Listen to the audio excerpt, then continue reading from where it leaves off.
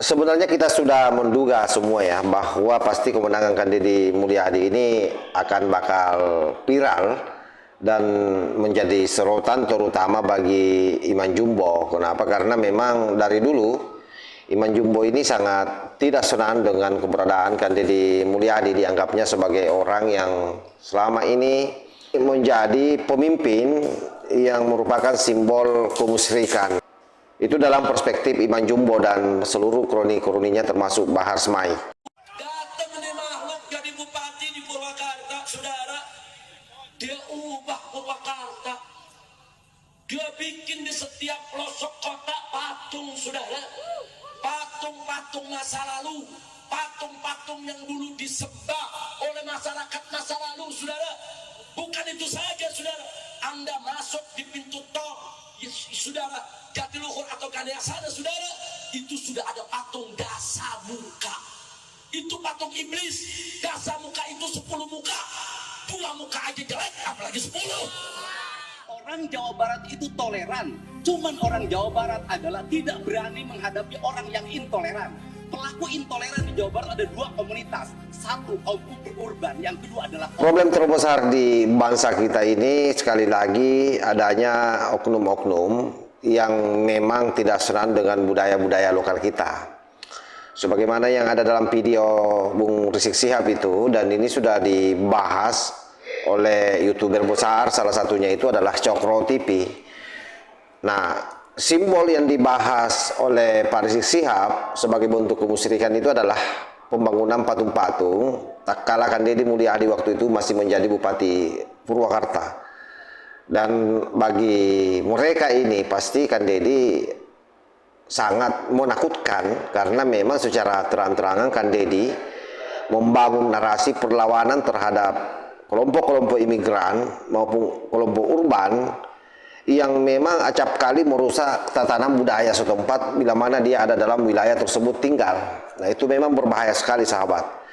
Salah satunya itu yang disoroti Iman Jumbo adalah patung 10 wajah yang ada di Jawa Barat, yang sebenarnya kalau kita melihat dalam perspektif yang berbeda di luar daripada perspektifnya Iman Jumbo, kan Iman Jumbo pasti ini terglorifikasi dengan cerita Rahwana yang 10 wajahnya itu. Padahal boleh jadi dalam perspektif masyarakat Jawa itu adalah merupakan simbol kemajemukan.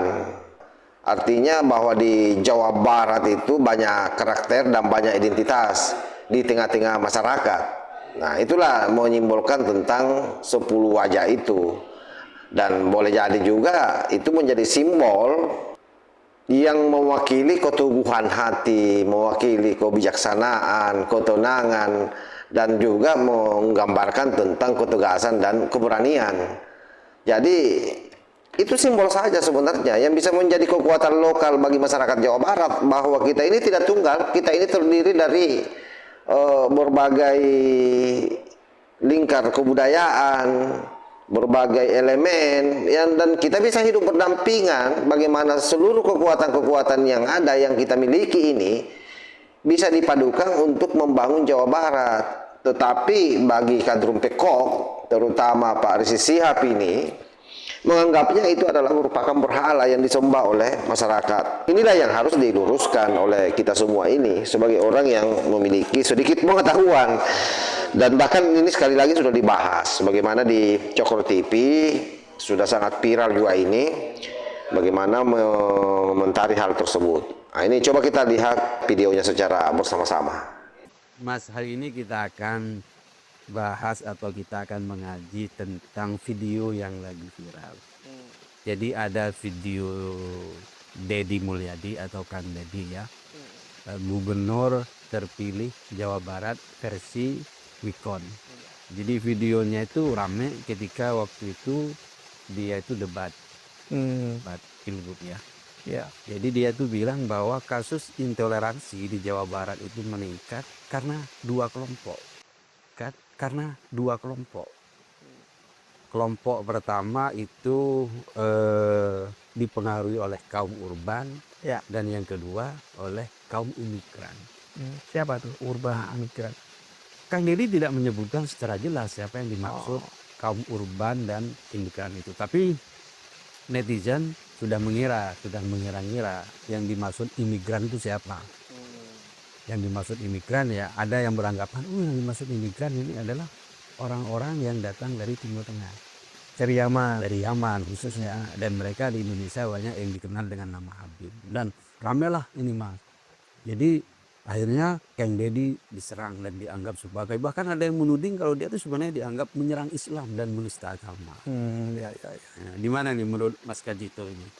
Ya, jadi respon Kang Deddy itu kita nggak bisa melihat dalam satu frame aja ya. Itu kan prosesnya panjang. Jadi kenapa sampai ada pernyataan seperti itu karena Kang Deddy itu kan cenderung apa ya, dekat dengan kebudayaan Sunda, katakanlah begitu. Dia memperjuangkan kebudayaan Sunda. Di sisi lain di Jawa Barat itu sedang berkembang kebudayaan lain dari luar, katakanlah begitu ya. Meskipun ada embel-embelnya Islam, tapi itu bukan kebudayaan Islam. Bukan hanya soal pakaian, bukan hanya soal tradisi gitu ya, tapi juga soal pengkultusan individu gitu loh. Itu yang mulai dikritisi oleh Deddy Mulyadi, sehingga ketika dua-duanya sama ngotot ini ya, kelompok yang tadi disebut disinyalir sebagai Habib ya dan pendukungnya, dan kelompok adat Kang Deddy, dan kelompok kebudayawan atau yang orang-orang yang sedang mengembangkan kebudayaan Sunda dan seterusnya, itu timbul semacam perlawanan gitu ya, gesekan gitulah. Yang satu menuduh ini, yang lain juga menuduh itu. Itu awalnya dari sana.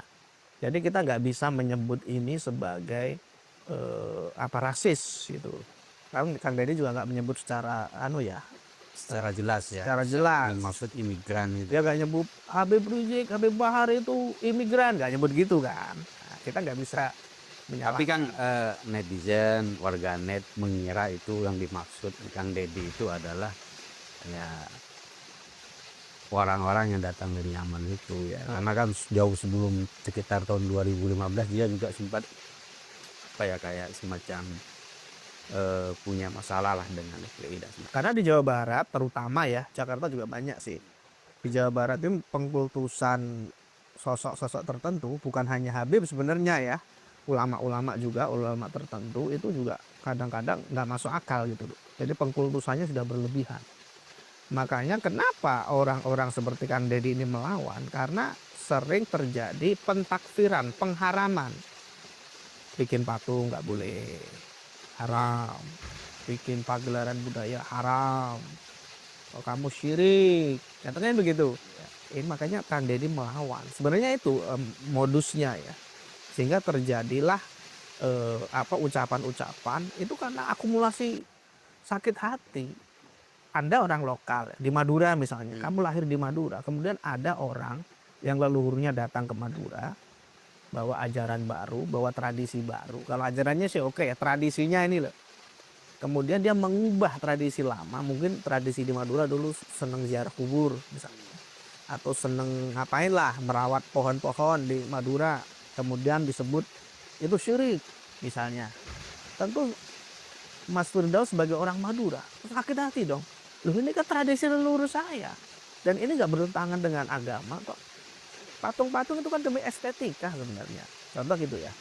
Tapi kan kalau dalam Islam, patung itu dianggap sesuatu ya, bagi sebagian orang ya, dianggap sesuatu yang bisa mendekati syirik, musyrik mas. Karena kan ini dalam Al-Quran itu ada ya, Bismillahirrahmanirrahim ya, dalam surat Luqman itu Bismillahirrahmanirrahim, wa idh qala Luqmanu libnihi ya wa huwa ya'idhuhu ya bunayya la tusyrik billah innasyirka la dzulmun adzim. Dan ingatlah ketika Luqman berkata kepada anaknya ketika dia memberi pelajaran kepadanya, wahai anakku, janganlah engkau mempersekutukan Allah, sesungguhnya mempersekutukan Allah adalah benar-benar kezaliman yang besar. Ya. Kemudian ada juga ayat yang lain, Bismillahirrahmanirrahim, innallaha la yaghfiru ayyushraka bihi wa yaghfiru ma duna dzalika liman yasha. Bahwa Allah itu tidak akan mengampuni dosa syirik, ya, dan Allah akan mengampuni dosa syirik. Berarti syirik itu sesuatu yang dosa besar, mas. Ya. Karena itu bagi ini kayak patung dan semacamnya itu kan bisa mendekati kepada kemusyrikan. Karena itu Kang Deddy itu juga dianggap sebagai orang yang mengajak pada kemusyrikan ketika dia menjadi Bupati Purwakarta itu. Ya, saya melihat ada kesalahkaprahan dalam masyarakat ya, dalam memahami makna patung. Dalam ayat-ayat Al-Quran tidak ada secara spesifik yang melarang membuat patung, nggak ada. Yang ada seperti yang tadi Mas Firdo sebut itu ayat-ayat historis. Ya, kalaupun ada di zaman Nabi itu intinya bukan tentang patungnya, tapi penyembahannya. Tapi kan di zaman Nabi ada kan, waktu Ada. dirobohkan, dirusak. Betul, itu karena disembah. Bukan patung dalam arti estetik. Lain ya, kita pisahkan dulu. Kalau di zaman Nabi, kenapa Nabi sangat kekeh, sangat kuat memproteksi umat Islam yang imannya baru seumur jagung? Itu karena takut nanti dia terjerumus lagi, gitu loh. Makanya ayat-ayat di Quran kalau kita selidiki itu nggak ada yang secara eksplisit kamu jangan bikin patung, nggak ada. Tapi kalau kamu jangan syirik, jangan menyembah patung, ada. Dan kebanyakan ayat-ayat Al-Quran itu ayat-ayat historis, menceritakan Ibrahim, menceritakan Hud, menceritakan Bani Israel yang lain ya. Tadi Luqman juga termasuk ya. Banyak kisah-kisah Musa dan seterusnya. Itu ayat-ayat historis, dokumen sejarah sebenarnya ya. Bahwa umat terdahulu itu membuat patung dan menyembahnya. Jadi yang kita garis bawah itu menyembahnya sebenarnya. Kalau Anda membuat patung demi estetika, membuat patung demi kepentingan pendidikan misalnya, kan ada biologi, kita bikin patung gitu Ya, kan. tengkorak itu ya. Tengkorak gitu kan. Ya nggak apa-apa. Nah, jelaskan apa yang menjadi pembicaraan dalam Cokro TV.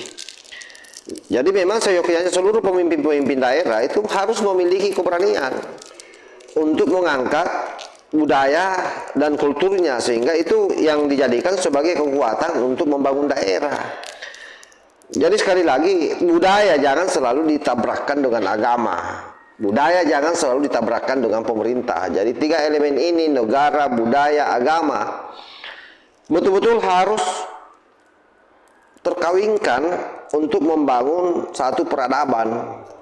Sehingga kemudian orang atau masyarakat tidak kehilangan identitas dirinya. Karena kapan kehilangan identitas diri, maka otomatis yang terjadi itu adalah kemunduran peradaban suatu daerah, suatu bangsa.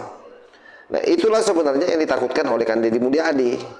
Dan kita bersyukur ada pemimpin seperti Kang Deddy Mulyadi yang berani tampil ke depan, menjadi pembeda dari pemimpin-pemimpin lain, dan seharusnya itu menjadi contoh bagi pemimpin-pemimpin lain ini, para bupati-bupati, wali kota, gubernur. Itu juga sudah harus belajar bagaimana membangun kekuatan lokal, bagaimana membangun tradisi-tradisi lokal. Itu dijadikan sebagai kekuatan, jangan dijadikan musuh, sebentar-sebentar kafir, sebentar-sebentar musyrik. Akhirnya apa yang terjadi? Yang terjadi kalian dengan mudah dimasuki oleh budaya-budaya yang datang dari luar. Dan itulah yang terjadi selama ini. Sehingga kemudian jiwa-jiwa masyarakat kita itu begitu sangat rapuh, gampang dipengaruhi. Kemudian tidak memiliki rasa kepercayaan diri. Kenapa? Karena semangat leluhurnya, semangat kebudayaan kita yang terbuang. Saya selalu bilang bahwa salah satu yang membuat masyarakat Nusantara ini bertahan sampai hari ini itu karena kekuatan kultural yang dia miliki. Contoh misalnya di Sulawesi Selatan, di kampung saya ada yang disebut dengan budaya siri. Semiskin-miskinnya orang, dia akan pasti survive, bertahan hidup. Kenapa? Karena ada budaya malu atau budaya siri itu. Dan saya kira seluruh wilayah di Indonesia memiliki kekuatan lokal masing-masing. Dan pada akhirnya saya mengatakan bahwa itulah sesungguhnya yang membuat bangsa Indonesia itu menjadi bangsa yang unik, bangsa besar, bangsa yang maju, yang sampai hari ini tidak mampu ditemukan oleh orang-orang di luar sana. Negara-negara Eropa, negara-negara Cina, apa dan seterusnya itu ya iri sebenarnya melihat Indonesia. Hanya saja memang itu tadi, mudahnya kita terglorifikasi, mudahnya kita tercerabut dari budaya, itulah yang membuat kita semua ini gampang terdegradasi. Moral kita menjadi turun. Ya, karena itu tadi, budaya-budaya lokal kita sudah tidak lagi menjadi pegangan. Semua diembel-embeli dengan syar'i, padahal itu hanya formalitas belaka yang kemudian tidak teraplikasi di dalam kehidupan kita secara berbangsa, bermasyarakat. Saya kira demikian sahabat ya. Mudah-mudahan video ini ada manfaatnya. Wallahul muwaffiq ila aqwamit thoriq. Wassalamualaikum warahmatullahi wabarakatuh.